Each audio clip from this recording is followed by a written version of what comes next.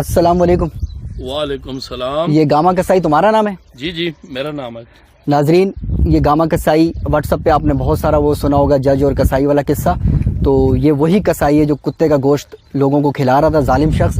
मैं इस तक पहुंच गया हूं और आप लोगों की इसकी गुफ्तगू सुनवाता हूं कि इसके क्या तासुरात हैं। आप ये कुत्ते का गोश्त बेचते हो? सिर्फ इतना बताओ मुझे अभी। बेचता हूँ। कुत्ते काटते हुए आपको बिल्कुल शर्म नहीं आती यार? सबसे पहली बात ये है कि मैं कुत्तों का गोश्त सिर्फ कुत्तों को ही खिलाता हूँ। ये क्या बात कर दी? कुत्ते का गोश्त कुत्ता कैसे खाएगा? ये बात ये है कि आपने व्हाट्सएप पे, अखबारों में, टीवी पे या हर चीज मेरी देखी, लेकिन मुझसे किसी ने ये नहीं पूछा कि तुम ये काम करते क्यों हो। मैं पूछ रहा हूँ ना, जज ने भी आपसे यही पूछा था। जज ने यही पूछा था, लेकिन उसका तरीकेकार और था। अच्छा, वो जज है ना, आप साफ ही हो, आप मुझसे पूछो।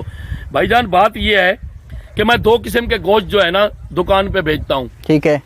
एक मैं बकरे का गोश्त बेचता हूँ, सही है। दूसरा मैं कुत्ते का गोश्त बेचता हूँ। एक नशई को मैं 200 रुपए देता हूँ, वो कुत्ता काट के आता है। मैं कुत्ते को जो है ना वो बकरे के साथ बांध देता हूँ, ऊपर लटका देती हूँ मतलब? हाँ, लटका देता हूँ। जो खरीदने के लिए मुझसे आते हैं, मुझे पैसे देते हैं, मैं उनको बकरे का गोश्त देता हूँ, खालिस गोश्त देते हो? खालिस गोश्त देता हूँ। ये तुम दावे से कह रहे हो? ये मैं दावे से कह रहा हूँ। अपने बच्चों को भी वही गोश्त खिलाओगे जो पैसों वाला दे रहे हो? मैं अपने बच्चों को वही गोश्त वो भी पैसों वाला खिलाऊंगा। ठीक है। हाँ, अच्छा, जो है ये देख लो, MP आ गया, MNA हो गया, नाजिम हो गया, या उचक के बदमाश पुलिस, DCO या दूसरे इनके किरंदे जो भी बदमाश लोग हैं, हाँ भाई 2 किलो गोश्त दे दो, 1 किलो गोश्त दे दो। 700 रुपए बकरे का गोश्त है मेरे भाई। मैंने चंद अरसा पहले मैं ये गोश्त देता रहा, मेरी दुकानदारी ठप होगी, मेरे ऊपर कर्जा हो गया। अच्छा, तो ये बदमाश लोग हैं। अगर मैं पुलिस को ना दूं, मेरा ठिया बंद, दूसरों को ना दूं तो मेरा कारोबार बंद। अब मैं क्या करूं, मुझे खुद बताओ। तो फिर मैंने यही मेरे जहन में एक तरकीब आई।